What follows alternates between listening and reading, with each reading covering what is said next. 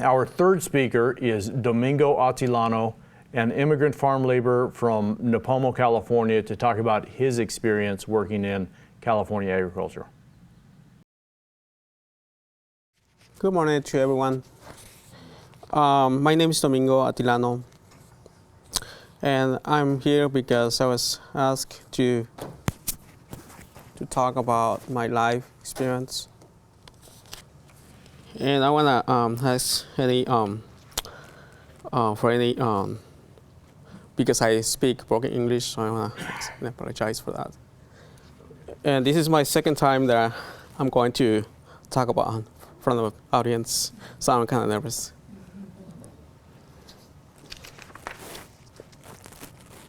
I was born in San Marcos, Guerrero, in Mexico. My village is a poor village, like many villages. But the special village that this village has is in our community. Our community is a tribe, is a tribe of Aztec people who don't speak Spanish, only Nahuatl.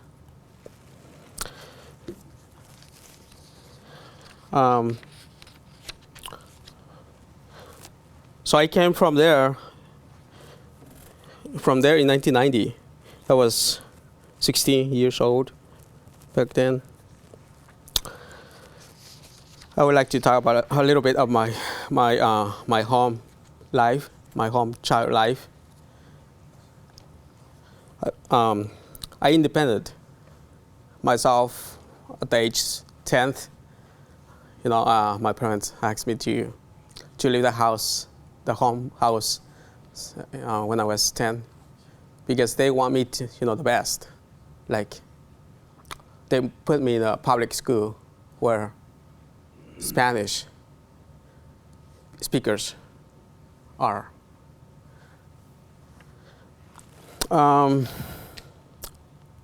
Anyway, I learned some Spanish there in different villages. So I would say I was home. I can say I was an independent child since then, at the age 10.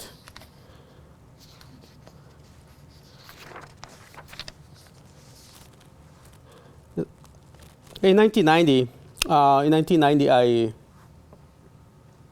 I came to the United States as illegal. I remember with a friend of mine crossed the border illegally near Tijuana without papers, like many of us. And I paid, or my relative paid for me around $250 or $300 to come to the United States illegally. My first city or my first place where I met, Ontario, California, where mostly my friends were living there back then. And the next day, my second day in the United States, I was took to a citrus ranch, to pick oranges, grapefruit in Riverside County. In San Bernardino County, Riverside cities all the way and to Indio for about 2 years. It's really difficult for us as illegal. Being here illegal, it's not easy. First, you have to face different place, different communities, different people, different language, which is English or even Spanish. In my case, this is very important to me. Spanish. Most of us think Spanish is the first language for a lot of people. But in my case, no. I had to face Spanish. I had to take some Spanish classes in order to learn Spanish, to become a Spanish speaker. took me a while, maybe 3, 4, 5 years. I could to speak some Spanish words. But the most thing I did, not just Spanish, I met that you have to learn English in this country. And I don't want to go too fast, but I feel like I'm really lucky, man, that I'm speaking English to here, this moment. Can't really believe in myself, what I'm doing here. So like I said, the first years is really difficult. It's the most difficult, I'd say, with learning a lot of things around you. Disorientation. I would say disorientation is the main thing. Disorientation. The disorientation, you don't know except your brothers. I'm sorry, your relatives, or if you probably have somebody. But many of us don't have families. The disorientation, you have you need a vehicle, you need the transportation, you need mostly everything, because this is your second house, your second home. So you don't, you totally, I would say not totally, but you're lost in the second world. Because you have to face a lot of things, like as the day goes by, you need to, to find a way how to get at work. You need to find a way how to communicate with others, and you even know how to read, cents, pennies, money. I remember on my first day when I had to take my clothing to the laundry. I didn't know how to use the machine. That's, to me today, is weird. So, but the good thing from the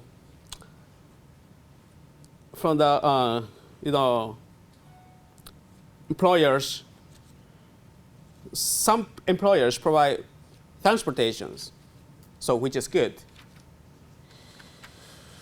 But how about after work? You need a lot of things.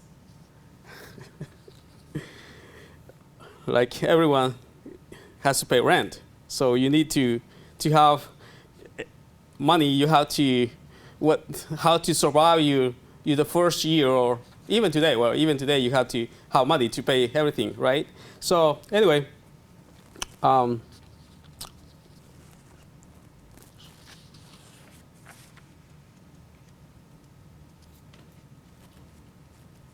In 1990, the life is really, it was really hard to me, because living in Ontario, we had to work all the way around in Ontario, like I said, Riverside, Hemet, Indio. But going from Ontario to Indio, it's about like 2 hours away. In 1990, I would say, I don't want to mention sometimes that, because to me it reminds me my heart, I would say my hardship in America. I was deported twice. Deported by immigration. How I was cut by immigration? When I was working in the orchard, picking grapefruit in India. Well, back then, 1990, the border officers used to go in the orchards. I don't know, today's. But back then, the border officers used to chase these people, immigrant like me. And I was deported twice, took to the border, Mexicali.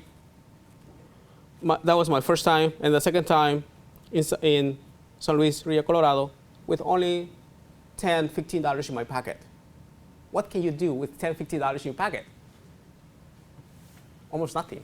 Because you need money from Tijuana, from Mexicali or San Luis, Rio Colorado to come back to Tijuana.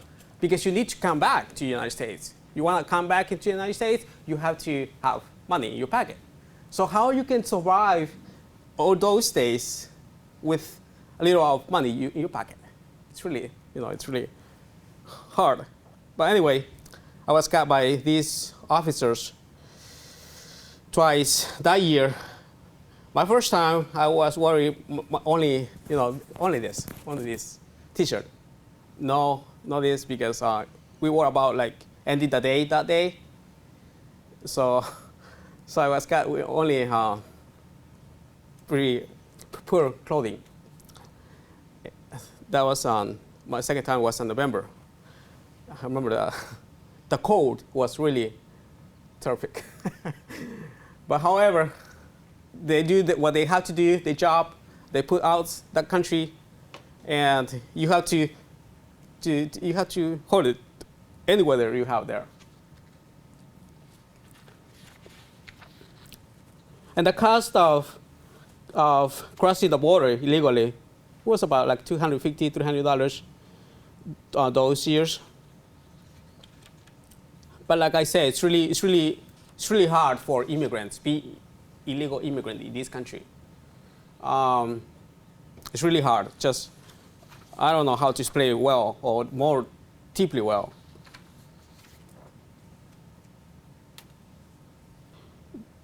The work that you have to do this in this country is like the man said. Side is we're not stealing jobs from Americans. We are not. I have kids born here in the United States. I don't think if they are going to do this job, what I'm doing today, I don't think they want to pick lemons, oranges, grapefruit. So I'm sure we are not stealing jobs from Americans. And the way I learned English, I started going to Samoa Henka College in 1995, around there. Anyway, they have non-credit classes, so I went through those classes, and that's why I'm speaking English here to you. Also, my boss helped me a lot, and he promoted me in 1994. He said to me, if you learn English, I will promote you and I'll pay you more. But you have to learn English. That's the main thing. That's the first thing you have to do in this country. And I think I did. Because, like I said, a couple years later, I started looking how to learn this new language. But like, it's really weird to me, how can an immigrant, illegal immigrant, can learn English when don't know Spanish? Okay.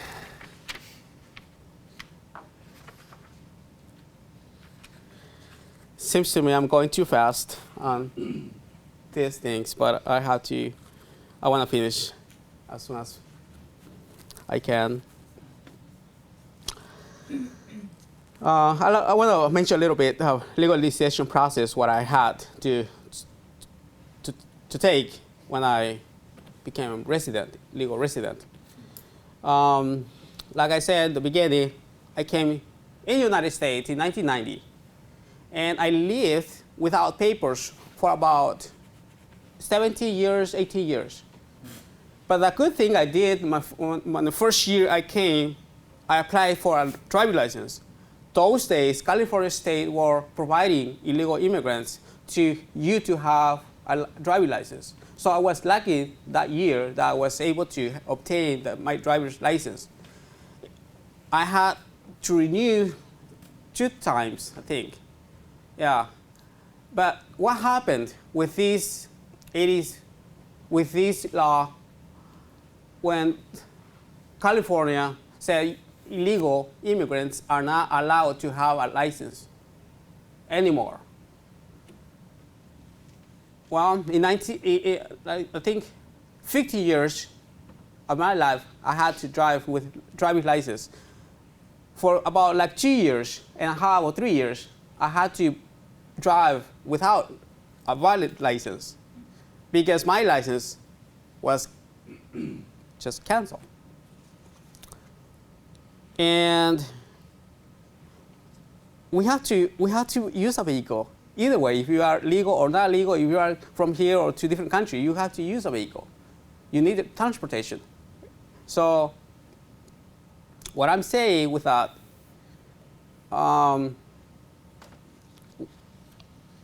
we need to find, as a community, to find a way how to make some people who are not driving with a valid license to have them with a driving license, because without a license you can't have a lot of things like insurance, or maybe you do, but like the top good insurance companies are not providing these people like insurance. So as a community, I think we need to help these people. I do have my license today. Like I said, I had my license for 15 years, but I had to drive 3 years without license. But backing up to my legalization process, in 2008, I ran my case through an immigration judge. I hired my lawyer, and I'm lucky because I had a good lawyer. This lawyer helped me with my process, with my legalization process, but also, of course, charged me around $7,000 and about like $5,000 for immigration stuff and other stuff, about like $3,000. So we're talking about $14,000. My case, there's so many different cases, but in my case, I spent that much, around like I would say like $14,000. In 2008, I got my work permit. Same day, I got my social security number. Well, as soon as I got my work permit, that day, I can't remember that day. In July 25th, maybe, or July 30th, I'm not exactly sure, 2008. I was really excited, happy, extremely happy when I got my work permit. Hey, I'm totally legal in the United States. Well, I would say not totally, but I'm legal being in the United States from today. Because with my work permit, I can be legally here in this country. That day, I ran out. I remember that day, I ran to the Social Security Administration because I really needed my Social Security number. Like 6 days, I got my Social Security on my hand, Social Security number. Same day, I ran to the DMV to apply for my driver's license. It was amazing what I have done with just a work permit in less than 2 weeks. So extremely happy happened to me those days, still today, with a driving license back on my hand. So I think that's the richest, to me, that's the richest part of immigrant life we can do to make these people happy, to make these people feel like that.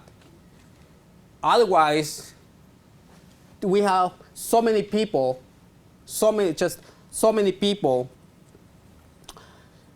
passing these problems, like in my problem, I want to go a little bit back because I think I'm running out of time. A little bit before, in 2008, yesterday I mentioned, in 1995, when I checked to the Santa Maria Hancock Community College for learning English, I was rejected. And I really felt bad because they told me, if you have no legal resident card, you can't take credit classes. Then I feel so bad. I feel so bad because I discovered that time I'm not welcome in this country because I'm illegal. Because maybe I don't know why, but you are not allowed in this country, and you feel bad. And I tried at least 3 times. Same situation. I went checked to the administration and wanted to take classes because I want to improve myself as you know, as a man. I want to grow. And believe it or not, for a man like me, something starts from inside of you. It starts of you, like healing yourself. Like you say, oh, I'm not accepted in this country. What I can do to be accepted? What should I do to be accepted? And then you keep repeating, And it's really bad. It's really bad because not just that, that discrimination because you don't speak the language, the discrimination because you have no ID, a discrimination because you are probably illegal. So it's really just, I can't find that word this moment. Okay, in 2009, finally, I got my permanent residence. I had to attend 4 or 5 times to see this immigration judge. And finally, in December 21st, I don't mind saying the dates, December 21st, 2009 was my lucky day because this immigration judge made me legal permanent resident. Then from there, I can tell you, I have a happy face. I have gone more than 4 times back in Mexico, just visiting my parents for 10 days maybe, or 30 days. I mean, only 15 days because the most I can take is 15 days from my job. So it's 2 weeks. So I have been gone in Mexico, visiting my family, my friends, with this green card. So today I'm excited having these days, these years. But there's one bad here. I'm expecting to have my citizenship the ending of this year. Because I really give more to this country. More, when I say more, like to vote. So I'm planning to become U.S. citizen as soon as possible this year. And hopefully I can vote next year, 2016. So this is my story. This is my personal story. And I'm welcome to tell detailedly if you have some questions. But this is my personal story, what I had to live in the first years in America. Thanks, Giovanni. I'm sorry, I forgot to thank the index beginning. But I'm really excited to tell my story today here.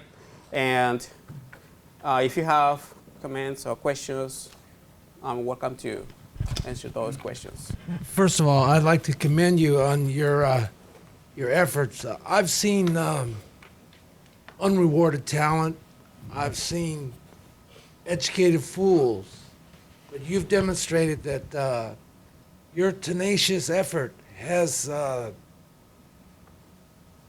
very, very deep meaning for all of us. And I'd like to congratulate you on that. Thanks so much, sir. Also, if you still speak your native tongue, you can do things that can be helpful beyond your personal efforts. For example, you can preserve your language if you should choose to do so by perhaps doing something like a Rosetta Stone where you can convert your language to English, and perhaps it could help your people in their efforts and not be strayed off in other directions. But most of all, I'd like to commend you on your tenacity, because it shows it works. And that's what's made this country great for all of us, whether we've immigrated or we were born here. Thank you. I'm still speaking my first language to my wife because she's from the same country. Actually, we are neighbors. So I'm still speaking my native language to her. Kids, not. They do not want to speak, not even Spanish.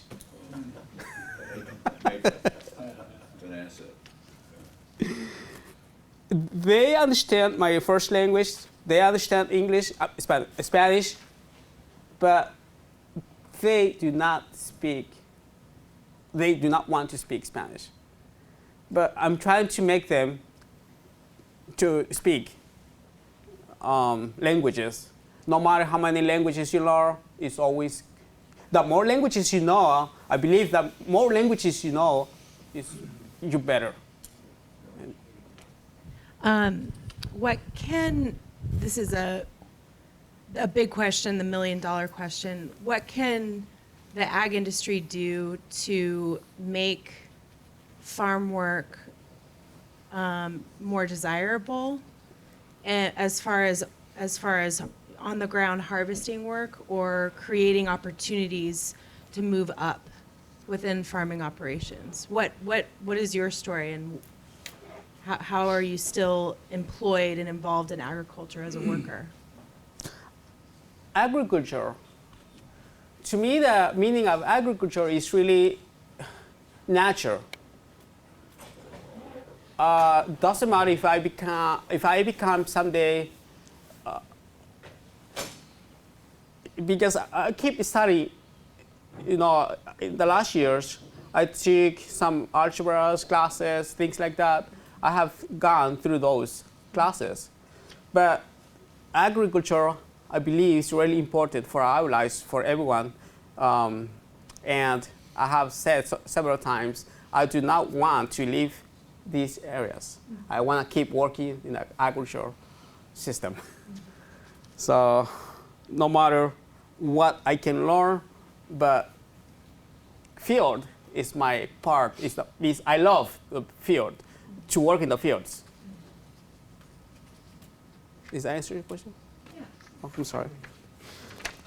But I think Giovanni asked me to tell a little bit more about how your case can be rejected by immigration judge.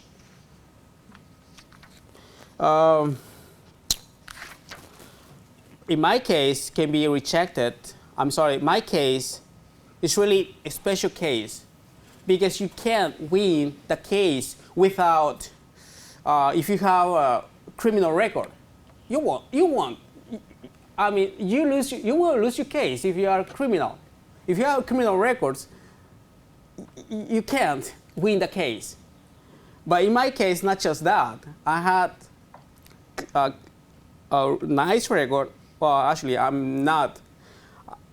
don't drink at all. I don't smoke at all. I don't ever taste any drugs. I'm a church person. I like to go to study and learn more stuff. I have 6 kids. I'm sorry, I forgot to mention that. And my first 2 kids, the first was 2 years in San Jose State University for 2 years, and he decided to become married. He married to his girlfriend, but they keep studying. They are in Santa Maria Community College, and his main goal is to become engineer air enforcement. Is that what called? Air enforcement, I think. Okay. And my second son finished his high school last year. Unfortunately, he was born blind. He's a blind child. But he finished his high school. And he's still taking classes at Watsonville Community College. So he's there. My third son is serving the military. And my next son is telling me that he wants to become a police officer. So I'm really lucky to hear all those comments from my kids. I don't know if my life's helping them somehow, but that's my family. I love my family. My wife has 2 jobs to work in the last I would say in the last 5 years, and I'm the one who takes care of the kids at night, and at days, of course, I have to work. So everyone in the family really busy. It's really busy. I'm sorry to just keep forgetting, but in order to win the case, you have to have, like I said, a nice, no criminal record. You have to have a good reason to win the case. Like in my case, I bought this house, my home, 15 years ago, and I think all that stuff helps you. Friends can help, can support you with what's called references. So it's not easy to win a case. It's really just hard. During the course of your adventures in this country, you say twice you were taken away. Did you lose your wages when they took you away? Were you able to retrieve those monies, or were they just monies lost? And I'm thinking of that because it's multiplied by thousands and thousands of times. I did not lose my wages because as soon as I was deported back outside the country, like 2 days, I stayed there for 2 days and came in. I said, I don't want to be here in Mexico. I have to go back where I was. But to the other point, Social Security was able to track back, and you got credit for all of the years that you were paying into Social Security, but maybe with a different number? Correct. The same day when I got my Social Security number, same day as I went to DMV, so the next day I went to what's called Social Security Administration to tell them, here are my wages. Please give me my credits. Put my money into this number. And it took me like maybe 4 or 6 months in order they finish this, they complete this. So that was incredible to me because I had worked for like 17, 18 years back. Like, you know, is that answer your question? Okay, well, thank you very much, Domingo.